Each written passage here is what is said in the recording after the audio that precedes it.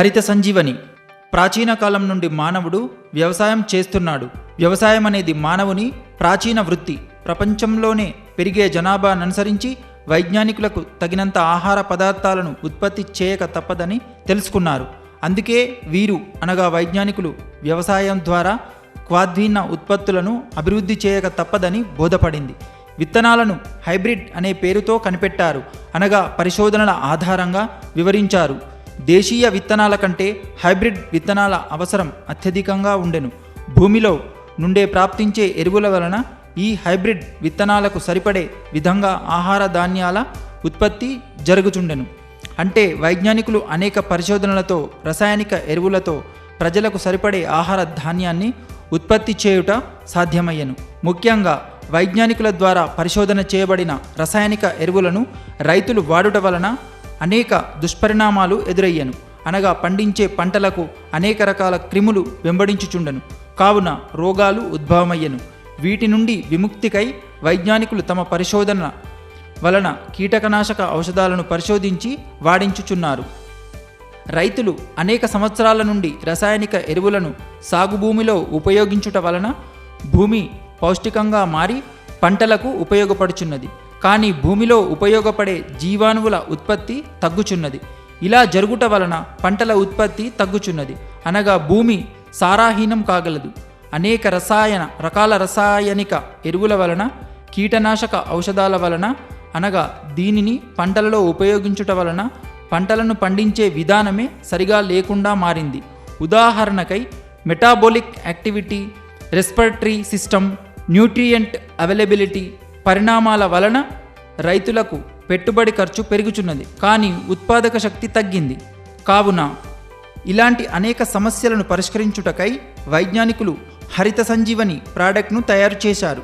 హరిత సంజీవని చికిత్సా పద్ధతి ద్వారా పంటల వివిధ రకాల అవస్థలలో, అనగా జన్మావస్థ, శైశవావస్థ, యువావస్థ, పరిపక్వతావస్థలలో సంతోషదాయకమైన పరిణామం అనగా అభివృద్ధి సంభవమగుచున్నది. హరిత సంజీవని స్టేజ్ 1 భూమిని సాగు చేయుటకై ఉత్పాదన ఉపచార పద్ధతి. హరిత సంజీవని ప్రక్రియ 250 గ్రాముల పౌడర్ 1 ఎకరంకై ఉపయోగించాలి. హరిత సంజీవని ప్రక్రియ 1 దీనిని ఉన్నత సాంకేతిక ఉపాయాల ద్వారా చాలా ఎక్కువ శ్రమతో నిర్మించబడినది. హరిత సంజీవని ప్రక్రియ 1 దీనిని ఏదైనా రసాయనిక ఎరువులతో కలిపి వాడవచ్చును.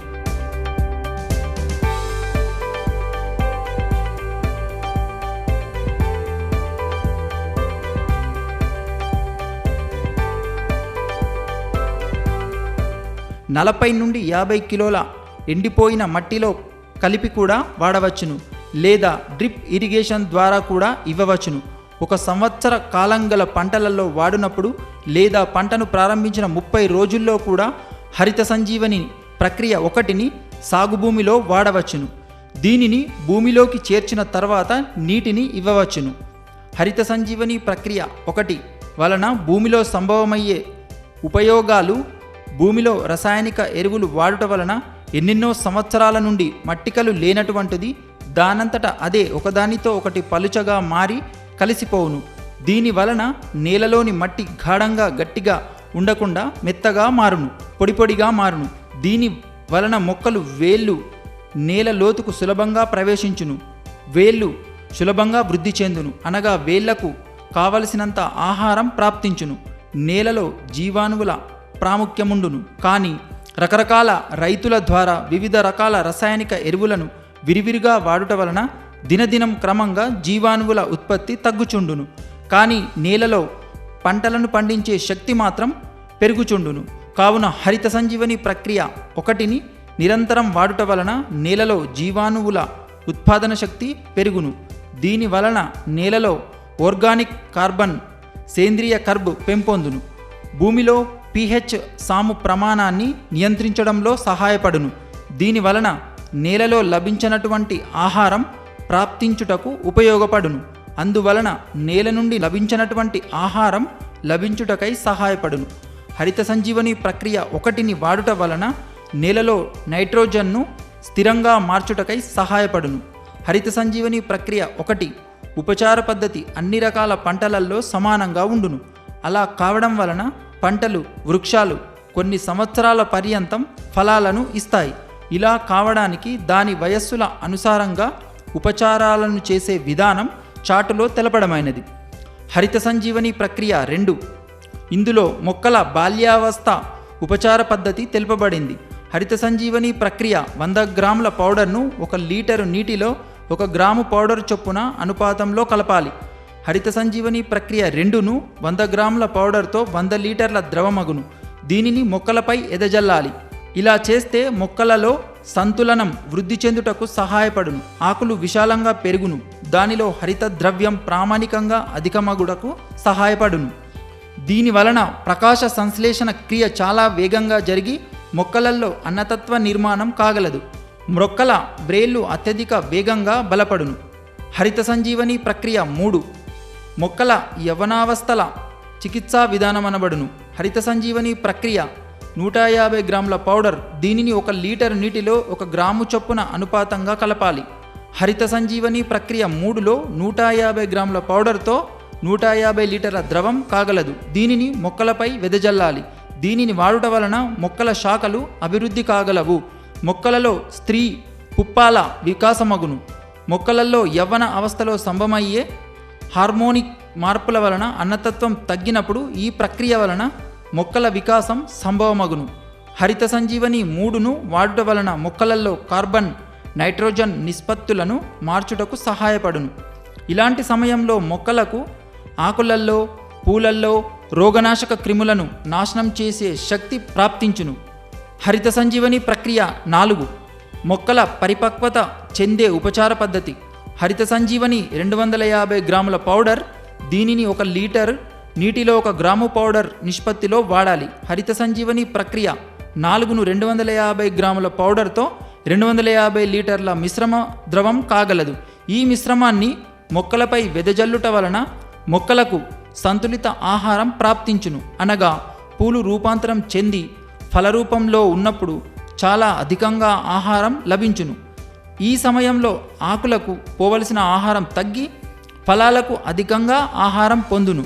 దీనివలన ఆకులు ఎండిపోయినచో మొక్కలు అనేక రకాల రోగాలకు గురి కాగలవు.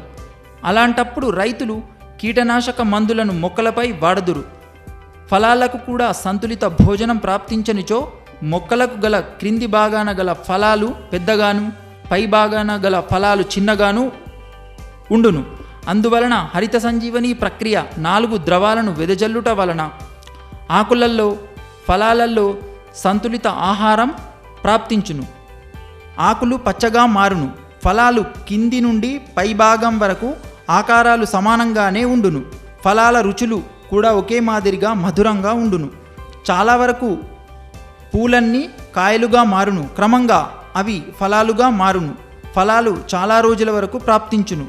మొక్కల స్వశక్తి అభివృద్ధి కావడం వలన చెట్లపై నుండి ఫలాలు కిందికి రాలి పడవు. అనగా మొక్కలు బలంగా ఉండును. ఫలితంగా రైతులకు ఆశ్చర్యకరమైన ఆర్థిక లాభాలు చేకూరును. వారు చాలా సంతోషిస్తారు. అనగా ఎక్కువ ఉత్పత్తి సంభవమగును. హరిత సంజీవని ప్రక్రియ 2, 3, 4లను వెదజల్లునప్పుడు విశేషంగా గమనించవలసిన విషయాలు. హరిత సంజీవని ప్రక్రియ 2, 3, 4 అన్ని రకాల కీటనాశక ఫఫుంద నాశకములతో సహా కలిపి వెదజల్లునప్పుడు కేవలం బోర్డాన్ మిశ్రమం ద్వారా లేదా ఆల్కలైన్ మందుతో కలిపి వెదజల్లరాదు. అలా చేయవద్దు. హరిత సంజీవని ప్రక్రియ 2, 3, 4 సత్ఫలిత పరిణామాలకై ఉదయం 11 గంటల ముందు, సాయంకాలం 5 గంటల తర్వాత వెదజల్లాలి. హరిత సంజీవని 2, 3, 4 ప్రక్రియ వెదజల్లునప్పుడు నేలలో తేమ అల్పంగా ఉండాలి. అనగా కొంచెం పచ్చిగా ఉండాలి. వెదజల్లిన తర్వాత సేద్యపు నీటిని మొక్కలకు తప్పకుండా అందించాలి. హరిత సంజీవని ప్రక్రియ 2, 3, 4 వేరువేరు గల పంటలకు దానికి అనుకూలపడినట్లుగా ఉపయోగించాలి. దీని గురించి చార్టులో తెలుపబడింది. ఫలాలు ఇవ్వనివి ఉదాహరణ చాపత్త, పొగాకు, షాతూన్, jute, gulab, గేందీ, jasmine, Rajnigandha, గ్లైడోరియా, ఓర్కెడ్, బోగన్బిల్లా, lily వంటి ఇలాంటి అన్ని పంటలలో హరిత సంజీవని ప్రక్రియ 2, 3, 4లను ఒకేసారి కలిపి 1 లీటర్ నీటిలో 1 గ్రాము పౌడర్ నిష్పత్తిలో 15 రోజులకు ఒకసారి వెదజల్లాలి.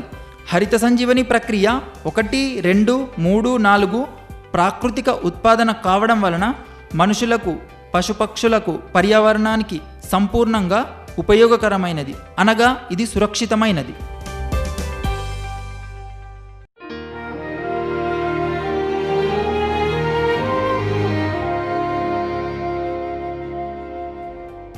స్ప్రేమ్యాక్స్ 85.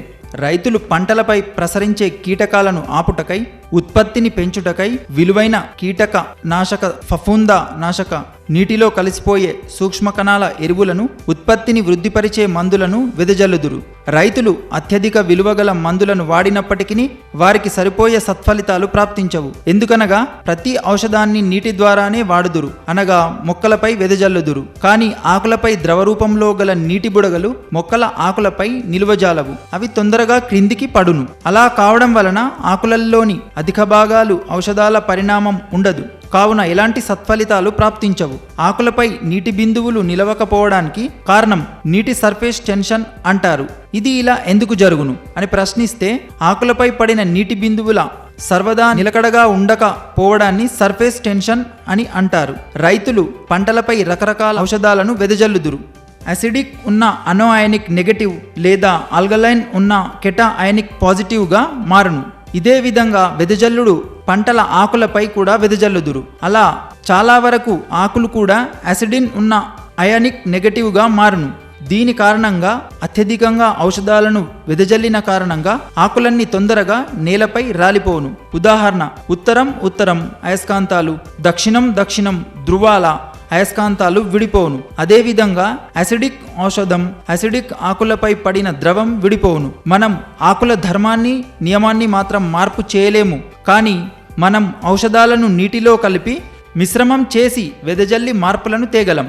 అలా క్రియాన్వితం చేయుటకై స్ప్రేమ్యాక్స్ 85 అనే నవీన పరిశోధనాత్మక ఉన్నత స్థాయిలో ప్రసిద్ధి చెందిన అయోనిక్ స్ప్రే అద్భుతంగా కొత్త ఆవిష్కరణ చేయబడింది.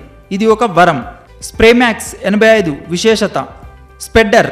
రైతులు ఏ ఔషధాన్నైనా నీటిలో మిశ్రమం చేసి అందులో స్ప్రేమ్యాక్స్ను కలిపి వెదజల్లుట వలన నీటి సర్ఫేస్ టెన్షన్ సర్వదా జారుట తగ్గును.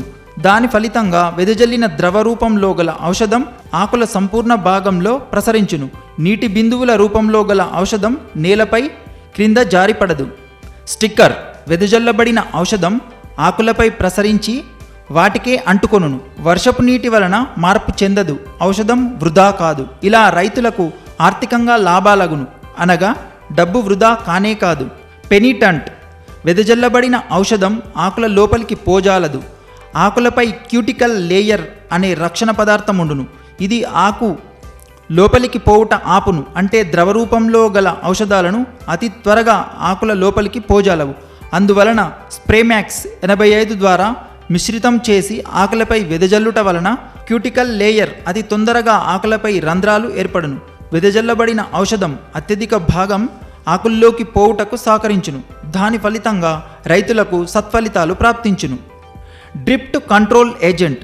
ఔషధాన్ని పంపుల ద్వారా పంటలపై వెదజల్లినప్పుడు పంపు ద్వారం నుండి పొగ రూపంలో బయటకు గాలిలో కలిసి ఎగురుచుండును.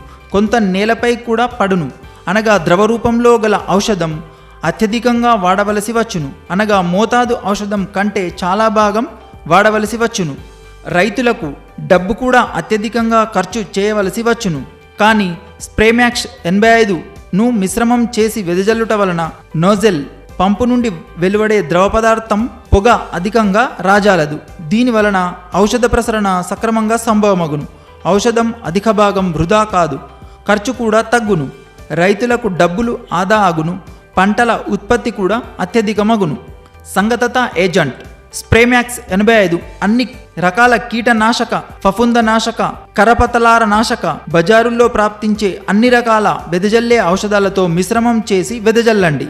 హరిత సంజీవని ప్రక్రియ 2, 3, 4, ష్యూర్ షుగర్ ప్రక్రియ 2, 3, 4, ర్యాపిడ్ మిశ్రమం చేసి స్ప్రేమ్యాక్స్ 85ను కూడా మిశ్రమం చేసి వెదజల్లడం అత్యంత అవసరం.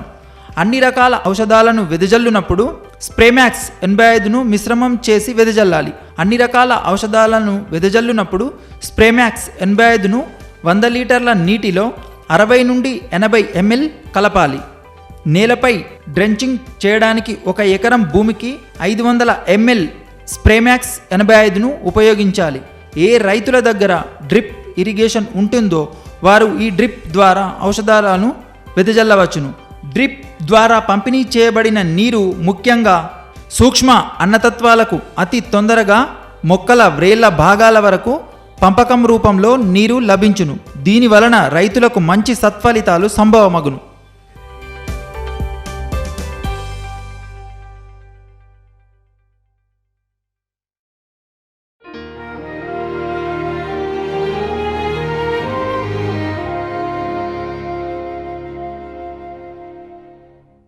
ష్యూర్ షుగర్ చెరకు రైతుల ప్రముఖమైన పంట. ఈ చెరకు పంట 10 నుండి 12 నెలల నేలలో ఉండును. అందువలన చెరకు అత్యధిక భాగం మన భోజన పదార్థంగా ఉపయోగపడును.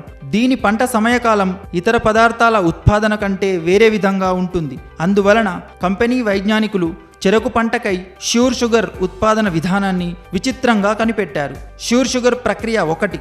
నేలను పంటకు అనుకూలంగా ఉండునట్లుగా సాగు చేసే పద్ధతి. 250 గ్రాముల పౌడర్ 1 ఎకరం నేలలో ఉపయోగించాలి. దీనిని చెరకు నాటే సమయంలోనూ చెరకు నాటిన 30 రోజుల వరకు నేలలో వాడవచ్చును. దీనిని వాడే పద్ధతి. దీనిని ఏదేని రసాయనిక ఎరువుతో మిశ్రమం చేసి వాడవచ్చును.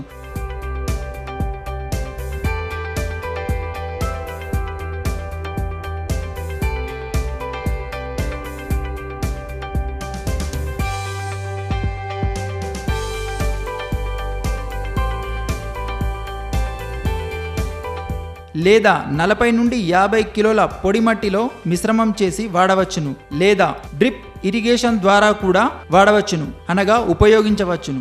దీనిని నేలలో కూడా ఉపయోగించవచ్చును. వెంటనే నీటిని పంపించాలి. ష్యూర్ షుగర్ ప్రక్రియ 2. 300 గ్రాముల పౌడర్ 1 ఎకరం నేలలో ఉపయోగించాలి. దీనిని 1 లీటర్ నీటి నిష్పత్తిలో ఉపయోగించాలి. చెరకు నాటిన 35 రోజుల నుండి 45 రోజుల వరకు వెదజల్లాలి. ష్యూర్ షుగర్ ప్రక్రియ 3. 400 గ్రాముల పౌడర్ 1 ఎకరం నేలలో ఉపయోగించాలి. దీనిని 2 గ్రాముల పౌడర్కు 1 లీటరు నీటి నిష్పత్తితో వాడాలి. చెరుకును నాటిన 55 రోజుల నుండి 60 రోజుల వరకు ఔషధాన్ని వెదజల్లాలి. ష్యూర్ షుగర్ ప్రక్రియ 4. 500 గ్రాముల పౌడర్ 1 ఎకరం నేలలో ఉపయోగించాలి. దీనిని 2 గ్రాముల పౌడర్ను 1 లీటరు నీటి నిష్పత్తితో మిశ్రమం చేసి ఉపయోగించాలి. చెరకు నాటిన 75 రోజుల నుండి 80 రోజుల వరకు దీనిని వెదజల్లాలి. ష్యూర్ షుగర్ ప్రక్రియ 5. 250 గ్రాముల పౌడర్ 1 ఎకరం నేలలో ఉపయోగించాలి. చెరకు నాటిన 90 రోజుల నుండి 100 రోజుల వరకు నేలలో పంపిణీ చేయాలి. దీనిని వాడే పద్ధతి ష్యూర్ షుగర్ ప్రక్రియ 1 వలనే ఉంటుంది. ష్యూర్ షుగర్ ప్రక్రియ 1, 2, 3, 4, 5 వాడుట వలన లాభాలు. దీనిని వాడుట వలన అత్యధికంగా మొక్కలు అంకురించును, అనగా వికసించును. దాని వృద్ధి బలంగాను వేగంగాను ఉండును. ఆకుల ఆకారం పెద్దగా ఉంటూ పచ్చగా ఉండును. దీని కారణంగా ప్రకాశ సంశ్లేషణ ప్రక్రియ తొందరగా సంభవమగుటకు సహకరించును. చెరకు గనుల సంఖ్య అధికం కావడమే కాదు, అవి పొడవుగా వృద్ధి చెందును. చెరకులో షుగర్ ఉత్పత్తి కూడా అధికమగును. చెరకు పంటలో సర్వాంగన వికాసం సంభవమగును. శక్తివంతమైన చెరకు పంట వృద్ధి కాగలదు. ఇది చాలా విచిత్రమైన పంటగా దృశ్యమగును. ఫలితంగా రైతులకు ఆర్థిక లాభాలు కలుగును.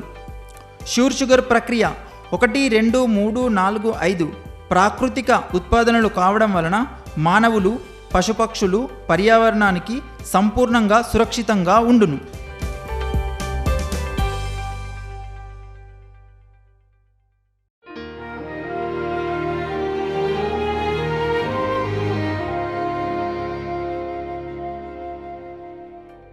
ర్యాపిడ్ పంటలపై రకరకాల రోగాలు సంభవించును, లేదా అనేక కీటకాలు కూడా పంటలపై చేరును. ఉదాహరణకై ఫంఫూద్, బ్యాక్టీరియల్, వైరల్, రససూచక కీటకాలు అనేక రోగాలు రాగలవు. వీటిలో అత్యధికంగా పంటలకు ప్రాప్తించే రోగాలు లేదా కీటకాలు. ఈ కీటకాలు మొక్కల ఆకులపై చేరి ఆకుల రసాన్ని పీల్చుకుంటాయి. అందువలన ఆకులు ముడుచుకపోవును, దాని ఆకారం వికారంగా మారును. ఈ కీటకాలను ఈగలను థ్రిప్స్ అండ్ మైట్స్ అని కూడా అంటారు, అనగా కందిరీగల వలె ఉండును. దీని దుష్పరిణామం వలన అన్ని రకాల పంటలపై కూడా ఉంటుంది. టమాటాలు, వంకాయలు, మిరపకాయలు, ఆలుగడ్డ, బెండకాయలు మొదలగు అన్ని రకాల కూరగాయలపై, బంతిపూలు, గులాబీ పూలు, మల్లెపూలు మొదలగు అన్ని రకాల పూలు, ద్రాక్ష, దానిమ్మ, మామిడి మొదలగు అనేక రకాల ఫలాలు, దూది, చాపత్త, కాఫీ, పొగాకు, తమలపాకులు మొదలగు అనేక రకాల పంటలపై విప్లవం చూపించే రోగాలు. ఇలాంటి అనేక రోగాలను నిరోధించడానికి ఆవిష్కరించబడిన వైజ్ఞానిక ఆవిష్కారం ర్యాపిడ్. ఇది వైజ్ఞానికుల చమత్కారం, మేధాశక్తి. ర్యాపిడ్ వాడుట వలన లాభాలు: 1 లీటర్ నీటిలో 1 లేదా 2 ml అనుపాతంలో పంటలపై వెదజల్లాలి. ర్యాపిడ్ కీటకాల నాశనం చేయును. కీటకాలు పంటలపై ప్రవేశించకుండా ఇది విరోధించును. ర్యాపిడ్ సంపర్కజన్యం, కాంటాక్ట్ బేస్ కావడం వలన ఆకుల క్రింది మీది భాగాలపై వెదజల్లాలి. ఇది చాలా శ్రద్ధగా వాడబడినచో చాలా సత్ఫలితాలు సంభవమగును. దీనిపై వెదజల్లిన తర్వాత కీటకాలు ప్రవేశించనిచో ఆకులు ఆరోగ్యంగా ఉండును. కీటకాలు ఆకులపై ఎలాంటి ప్రభావం చూపవు. దీనిని ముట్టుటకు సాహసం చేయవు. ఎందుకనగా ఆ ఆకులు ఔషధాలతో నిండుట వలన వానిని తినజాలవు. పంటలపై గల రోగాల ప్రభావం తగ్గును. ర్యాపిడ్ ప్రకృతిలోని వనస్పతితో నిర్మింపబడుట వలన మానవులు, పశుపక్షులు, పర్యావరణం సురక్షితంగా ఉండును. ర్యాపిడ్ను కీటక నాశకాల, ఫఫుంద నాశకాల ఔషధాలతో మిశ్రమం చేసి హరిత సంజీవని ప్రక్రియ 2, 3, 4లతో వెదజల్లవచ్చును.